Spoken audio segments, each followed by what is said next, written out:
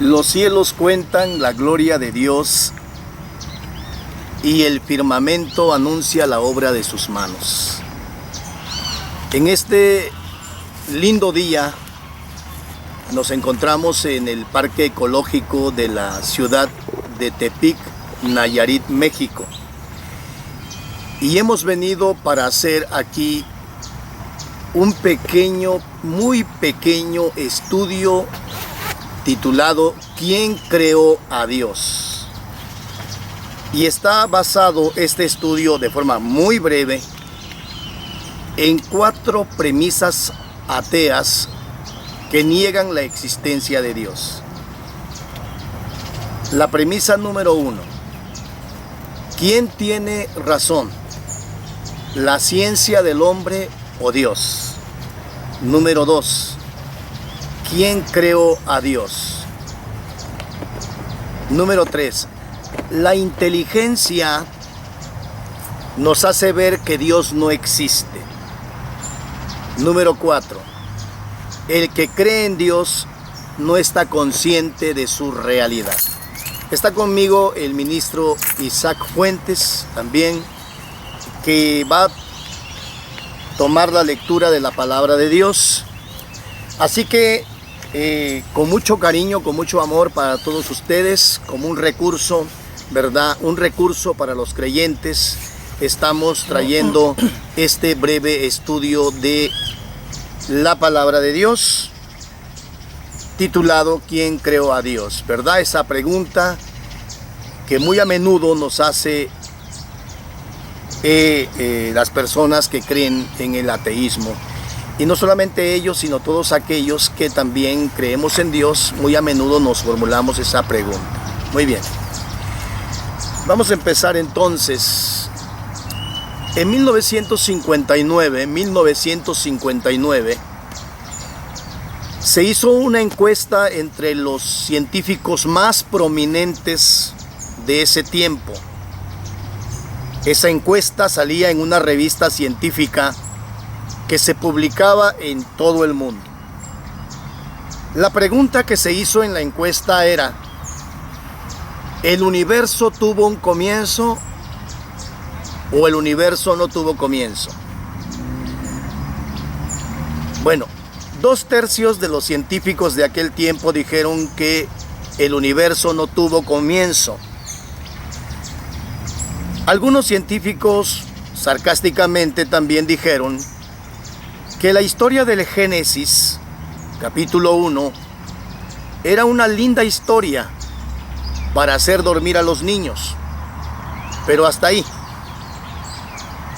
Solo pasaron 6 años y en 1965, Penzias y Wilson afirmaron haber descubierto el Big Bang, o el llamado eco de la creación del universo.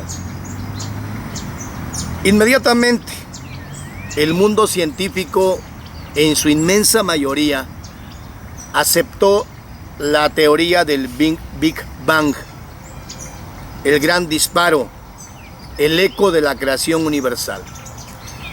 Y estos científicos que todavía estaban vivos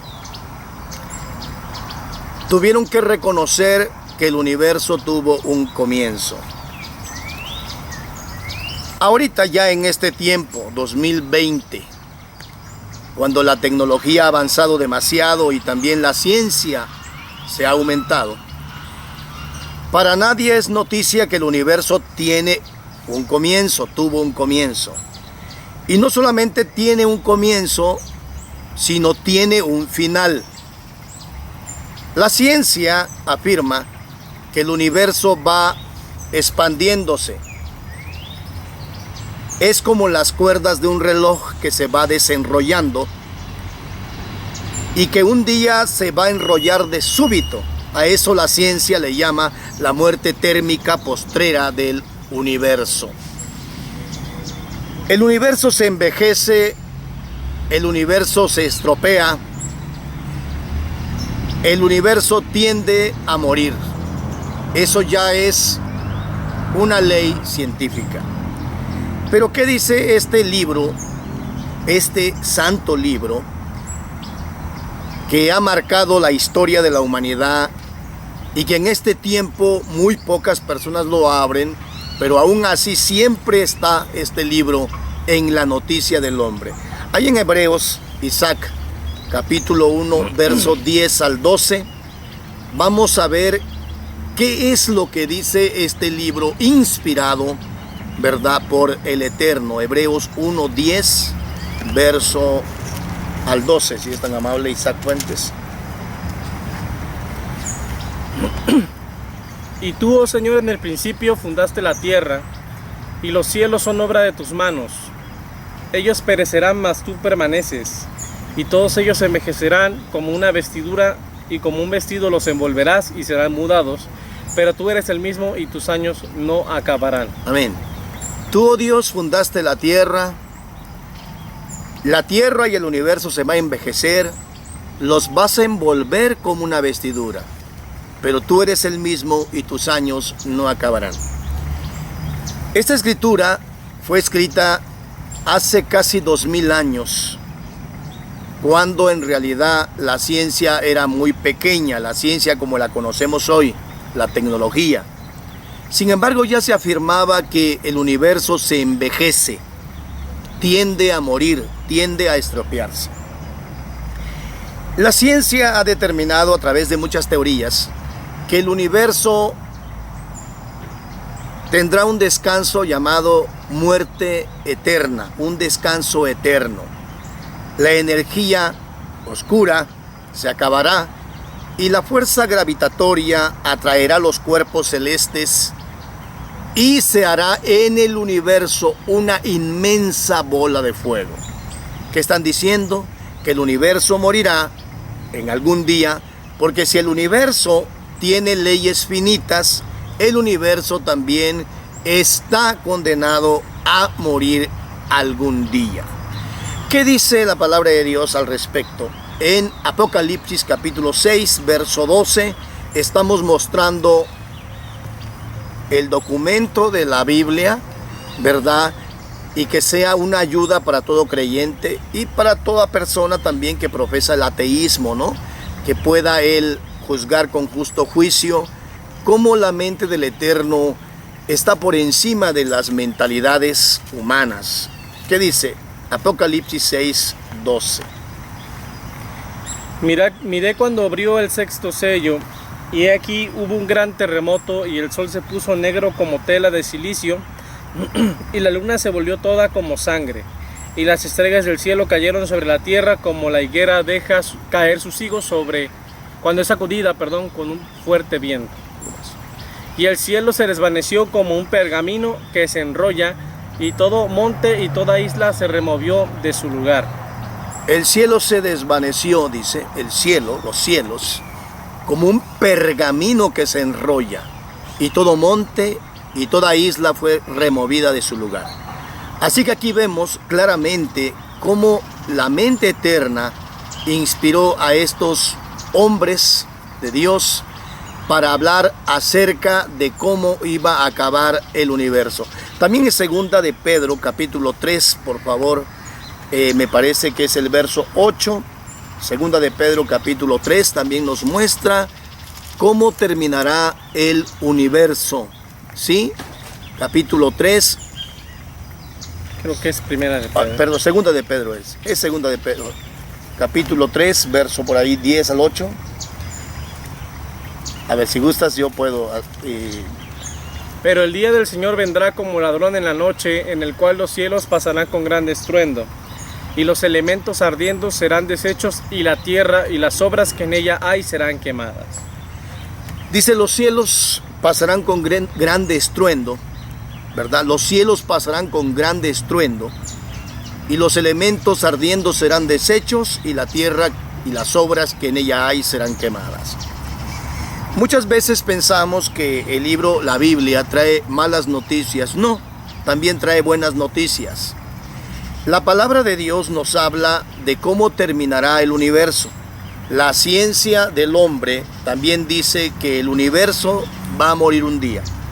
Pero también la Biblia nos habla, obviamente, de una cura para el universo, una restauración del universo, y dice que habrá cielos nuevos y tierra nueva. O sea, que la misma Santa Biblia, la palabra de Dios, nos habla de que el universo va a ser restaurado. Muy bien. La segunda premisa del ateísmo es una premisa que suena como un eco en todo el mundo, ¿verdad? La pregunta del millón: ¿quién creó a Dios? Esa es la pregunta que formula el ateísmo. Y de entrada, muchos de nosotros decimos, bueno, es imposible de responder esa pregunta. Vamos a planteártela de la forma bíblica y de la forma lógica y de la forma científica. Muy bien. Cuando una persona que profesa el ateísmo dice ¿quién creó a Dios?, el creyente debe responder de inmediato con otra pregunta sin evadir la respuesta. No salir por la tangente, no, sino con otra pregunta sin evadir la respuesta. La segunda pregunta o la respuesta del creyente es: ¿y quién creó la materia primigenia? ¿Sí? El ateísmo o el que profesa el ateísmo dice ¿quién creó a Dios? El creyente responde: ¿y quién creó la materia primigenia? Muy bien, la respuesta del ateísmo es: la materia es increada, es preexistente y es eterna. Entonces, al darle esos adjetivos a la materia, esas particularidades a la materia, es increada, es eterna, es preexistente, están llamando a la materia Dios, porque solamente Dios es increado, es preexistente y es eterno. Entonces, vemos que el ateísmo tiene un Dios, el cual es la materia. De inmediato, el creyente responde de forma casi idéntica, con conceptos casi idénticos. El creyente dice, en respuesta a la pregunta ¿quién creó a Dios?, Dios es increado, es eterno y es preexistente. Si se dan cuenta, las dos respuestas son casi idénticas, nada más que el que profesa el ateísmo cree en algo eterno y el creyente cree en alguien eterno. O sea, son dos preguntas, dos respuestas muy parecidas, ¿verdad? Nada más que el ateísmo dice creo en algo que es eterno y el creyente creo en alguien que es eterno. ¿Cómo podemos desempatar aquí? ¿Cuál es el desempate? El desempate es cuando se hace una reflexión, tanto para el ateísmo, tanto para el creyente, sobre las cosas creadas, ¿verdad? No sé si aquí Isaac puede enfocar ahora sí el río. Sí, puedes enfocar el río. Sí. Aquí estamos en un río, en una laguna natural. Es una laguna natural. Aquí hay como, aquí le llamamos, ¿verdad?, como un ojo de agua. Gloria a Dios. Si puede aquí acercarse. Es como, le llamamos como ojo de agua. Ojo de agua.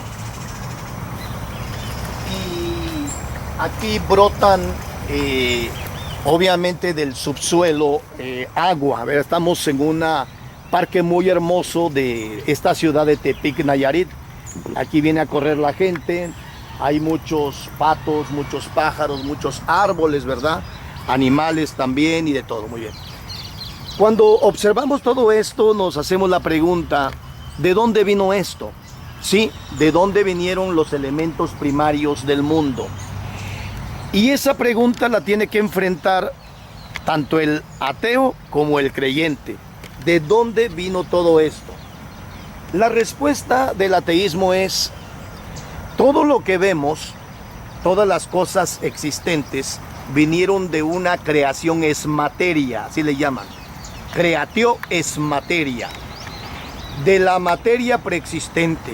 Es increíble la respuesta del ateísmo cuando dice que vienen de la creación es materia, o sea, de una materia preexistente.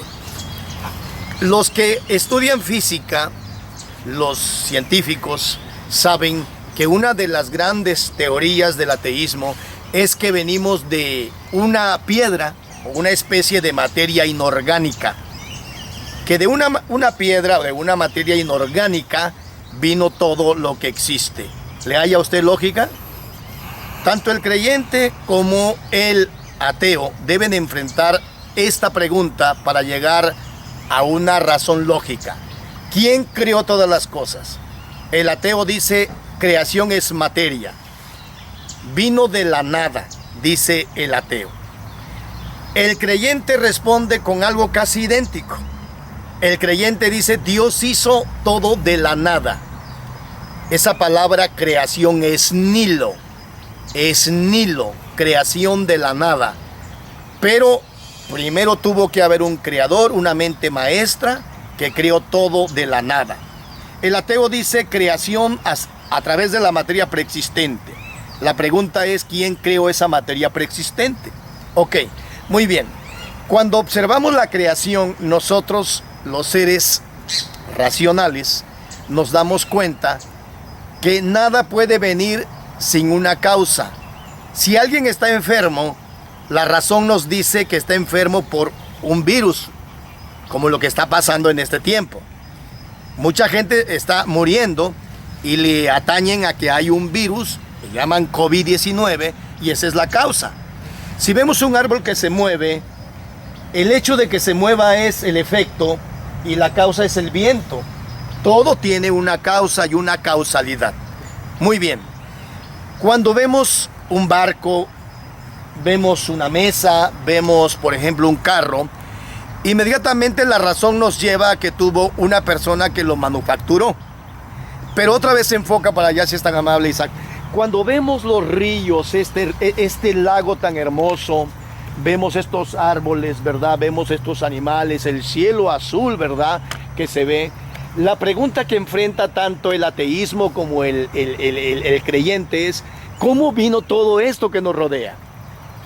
La razón lógica es que todo esto que nos rodea tiene una causa llamado creador, espíritu eterno, Dios, como ustedes le quieran llamar, ¿verdad? Dios, espíritu eterno, la causalidad de todas las cosas. Muy bien.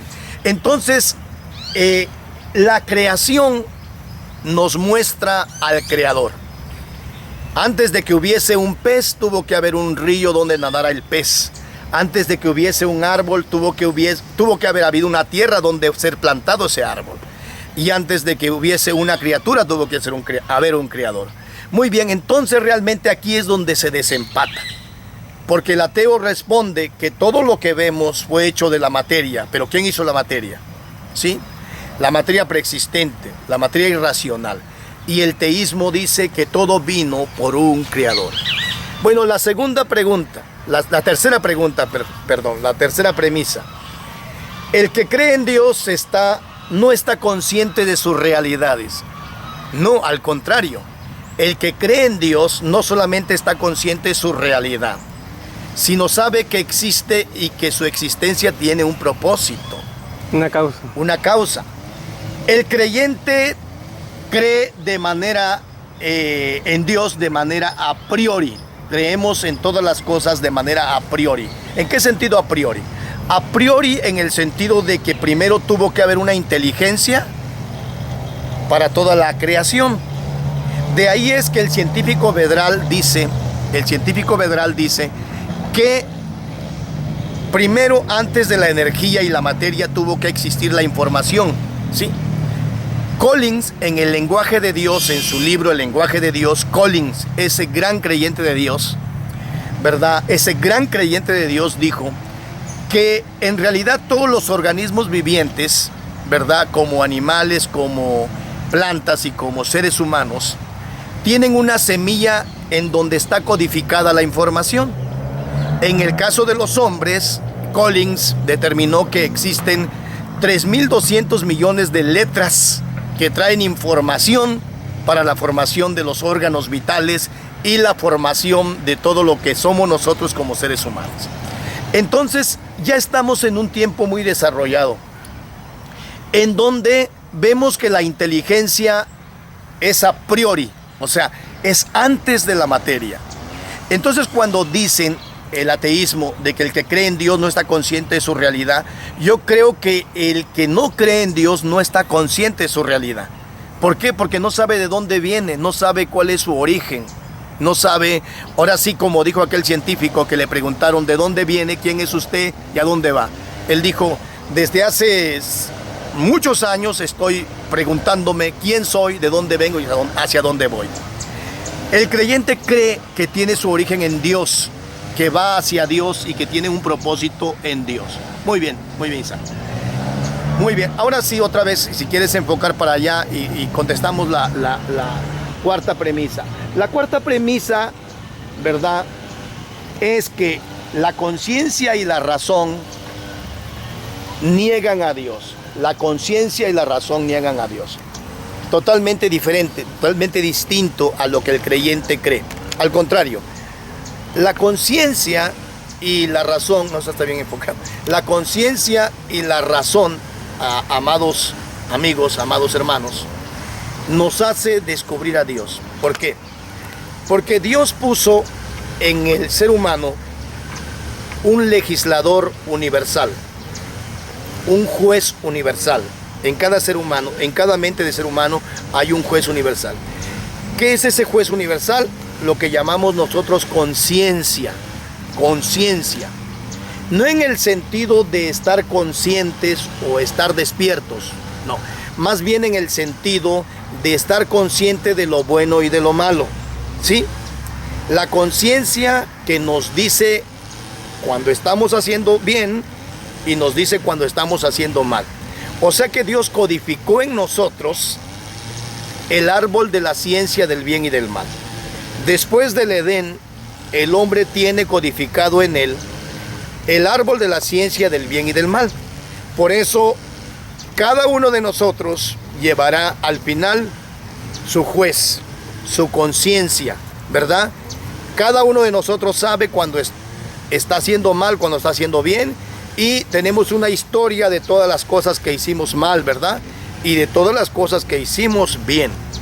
Esa conciencia es la que ha determinado las leyes civiles de los pueblos.